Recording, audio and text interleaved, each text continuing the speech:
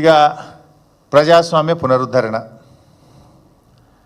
అభయహస్తం వాళ్ళ మేనిఫెస్టోలో మొట్టమొదట చెప్పినటువంటి హామీ ప్రజాస్వామ్య పునరుద్ధరణ. ఈయననే చెప్పిండు. సోనియా గాంధీ గారు 6 గ్యారెంటీలు ఇచ్చారు. నేను 7వ గ్యారెంటీ ఇస్తున్న ఈ రాష్ట్ర ప్రజలకు. మా పాలనలో నిర్బంధాలు ఉండవు, అణిచివేతలు ఉండవు, ప్రజాస్వామ్యం అద్భుతంగా ఉంటుందన్నాడు. నిజంగా ఈయన ఏడాది పాలనలో ఏమున్నాయి ఈరోజు? నిర్బంధాలు, అణిచివేతలు, లాఠీ చార్జీలు, కంచెలు, ఆంక్షలు. చివరికి మా పార్టీ మహబూబాద్లో మీటింగ్ పెట్టుకుంటామంటే కూడా నువ్వు అనుమతి ఇవ్వలే కదా, హైకోర్టుకు పోయి తెచ్చుకున్నాం కదా. పోలీసులు బాధ చెప్తే వాళ్ళని సస్పెండ్ చేస్తేవి, డిస్మిస్ చేస్తేవి. నిరుద్యోగ యువత మాకు అన్యాయం అవుతుంది, జీవో 29 రద్దు చేయండి, ఎస్సీ ఎస్టీ బీసీలకు అన్యాయం అవుతుందంటే వాళ్ళ వీపులను కమిలిపోయేటట్టు చితకబాదితివి. లగచర్లలో గిరిజనులు మా భూములు మాకు కావాలని గిరిజనులు రోడ్ల మీదకి వస్తే అర్ధరాత్రి పూట ఆ మహిళల్ని తొక్కుకుంటూ పోయి ఇలా గిరిజనులను అరెస్ట్ చేస్తేవి. అంటే ఒక టెర్రరిస్టులను చేసినట్టు నువ్వు లగచర్లను. అంటే ఈ రకంగా చివరికి ప్రజా సంఘాలు, మన సోదరిమణి సంధ్య గారు వారి బృందం లగచర్లకు మేము పోయి చూడడానికి వెళ్తామంటే వాళ్ళ బట్టలు చిరిగిపోయినాయి కదా.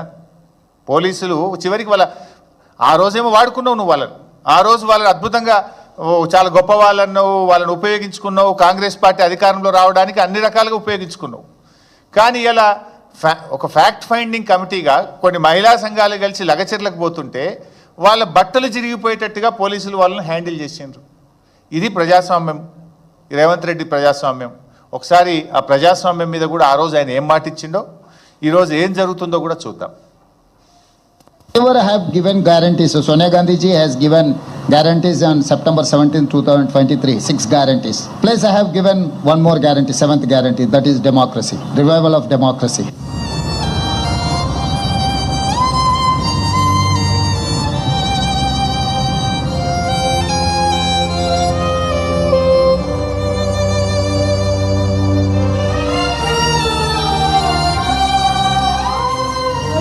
వచ్చి మా ఆయన తీసుకువెళ్ళిండ్రు సార్.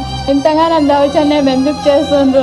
నేను ప్రెగ్నెన్సీ లేడు ఉన్నా, నాకు ఎవరు లేరు అని చెప్తే కూడా ఇడవకుండా తీసుకువెళ్ళిండ్రు సార్. ఇప్పుడు నాకు పెయిన్స్ వస్తున్నాయి, ఎవరు తీసుకువెళ్తారు? మా ఇంట్లో అయితే ఎవరు లేరు, నేను ఒక్కదాన్నే ఉన్నా.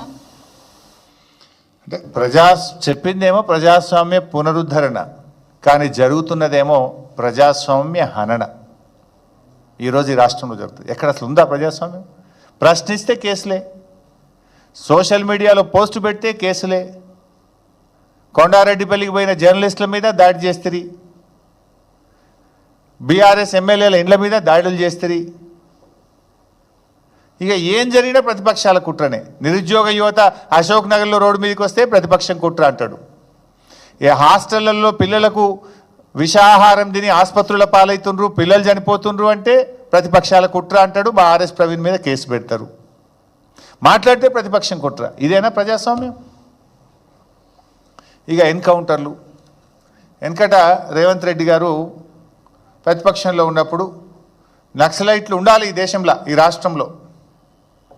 నక్సలైట్ల మీద ఏ రకంగా ఆ రోజు మొసలి కన్నీరు గార్చారో ఒక్కసారి చూద్దాం. నక్సలిజం ఉంటే నక్సలిజం తీవ్రవాదం వల్ల అభివృద్ధి కుంటుపడుతుందేమో అని ఆ రోజు అనుకున్నాం. కానీ ఇవాళ వాళ్ళు ఉంటే బాగుండేమో అనుకున్న పరిస్థితి వచ్చింది రాష్ట్రంలో.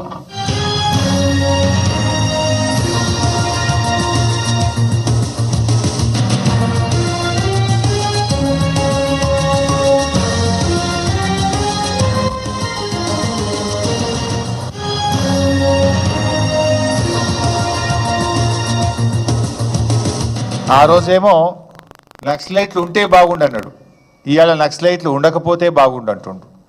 ఇలా 3వ ఎన్కౌంటర్ ఈ ప్రభుత్వం వచ్చిన తర్వాత, 3rd ఫేక్ ఎన్కౌంటర్స్. ఇది వాళ్ళ కుటుంబాలు చెప్తున్నారు, మనం పేపర్లలో చూస్తున్నాం, వార్తలు టీవీల్లో చూస్తున్నాం.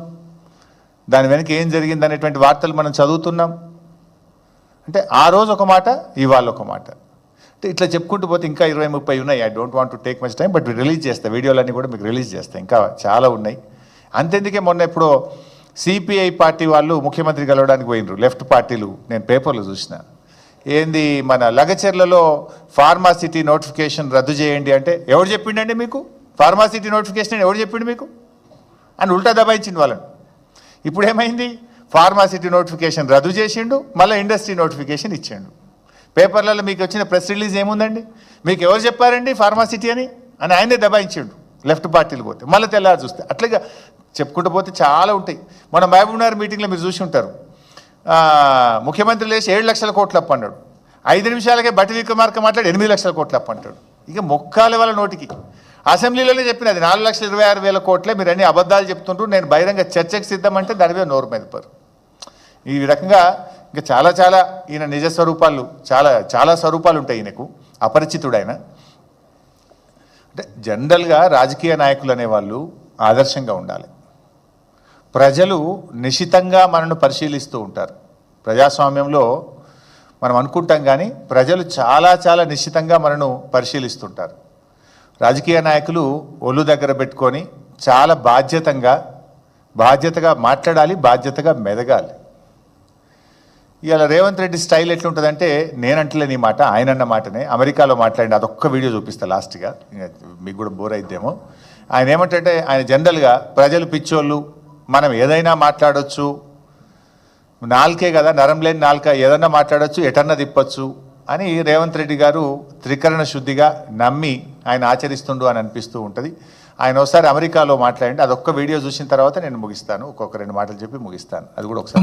మా చేత మోసపోవాలని ప్రజలు కోరుకుంటున్నారు. సరే వాళ్ళది కోరుకున్నప్పుడు మాదే ఉంది, రోగి కోరుకున్నది అదే, డాక్టర్ ఇచ్చింది అదే అన్నట్టు ఉంది ఎవరం. మా చేత మోసపోవాలని ప్రజలు కోరుకుంటున్నారు. సరే వాళ్ళది కోరుకున్నప్పుడు మాదే ఉంది, రోగి కోరుకున్నది అదే, డాక్టర్ ఇచ్చింది అదే అన్నట్టు ఉంది. అంటే మోసం చేయడం మాకు అలవాటు, మోసపోవడం ప్రజలకు అలవాటు అని నిస్సంకోచంగా చెప్పిండు రేవంత్ రెడ్డి గారు. అది ఇక్కడ మాత్రం డబుల్ స్టాండర్డ్ లేదండి, ఉన్నది చెప్పినట్టు ఆయన మనసులో చెప్పిండు. దీని మీద మాట మార్చలే. ఈ రకంగా అంటే ముఖ్యంగా నా ప్రయత్నం వల్ల కూడా రేవంత్ రెడ్డి నిజస్వరూపాన్ని ప్రజలకు చూపించాలన్నదే నా ప్రయత్నం. మీ ద్వారా ఈ రాష్ట్ర ప్రజలకు చూపించాలన్నదే నా ప్రయత్నం. చైతన్యవంతులైనటువంటి ప్రజలు ఇకనైనా ఇలాంటి 2 నాల్కల ధోరణి కలిగిన నాయకులను నమ్మి మోసపోవద్దని, మోసపోతే ఎలా గోసపడుతున్నామో మనం చూస్తున్నాం. ఏం కోల్పోయారు అని నేను మాట్లాడుతున్నాడు. రైతు బంధు కోల్పోలేదా? కేసీఆర్ కిట్టు కోల్పోలేదా? బతుకమ్మ చీరలు కోల్పోలేదా? ప్రజాస్వామ్యం కోల్పోలేదా? ఎన్నని చెప్పమంటావు? చెప్తాను. అది 7వ తారీఖు నాడు ఇంకా చాలా డీటెయిల్గా, ఇంకా చాలా వివరంగా నీ ఏడాది పాలన గురించి చాలా వివరాలు ఉన్నాయి, అవి కూడా చెప్తాం. తెలంగాణ ప్రజలకు ఈ ఏడాది కాలంలో అనుభవంలోకి వచ్చిందల్లా కూడా మోసం, దగ, నీ 2 నాల్కల ధోరణి.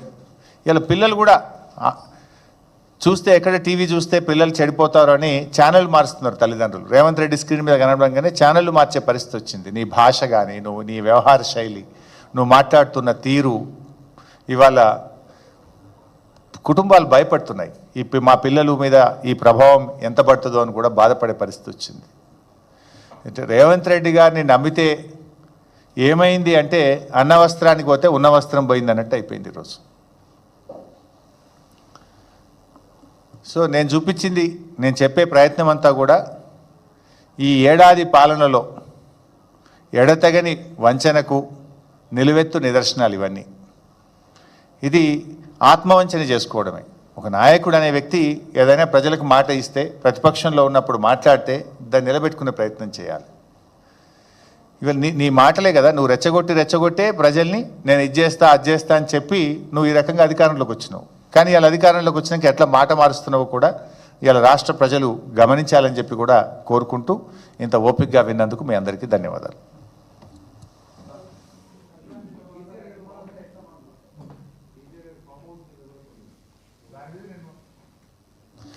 ఓపెన్ ఛాలెంజ్ చేసినా కదా నేను మొన్ననే, ఐఎమ్ రెడీ అని చెప్పిన దాని మీద ఎవరు రిప్లై ఇవ్వలే కదా. ఆయన మాట్లాడిన గంట సేపట్లో నేను దాని మీద మా పార్టీ తరఫున కామెంట్ చెప్పాను. రైతు భరోసా ఏమంటారే? రైతు భరోసా 2 పంటలకు ఇవ్వాలి, వానకాలం, యాసంగి. వానకాలానికి రైతు భరోసాని ఎగ్గొట్టింది రేవంత్ రెడ్డి. యాసంగికి కూడా కలిపి ఎకరానికి 15,000 రూపాయలు వానకాలం, యాసంగి కలిపి ఇవ్వాలని బీఆర్ఎస్ పార్టీ డిమాండ్ చేస్తుంది.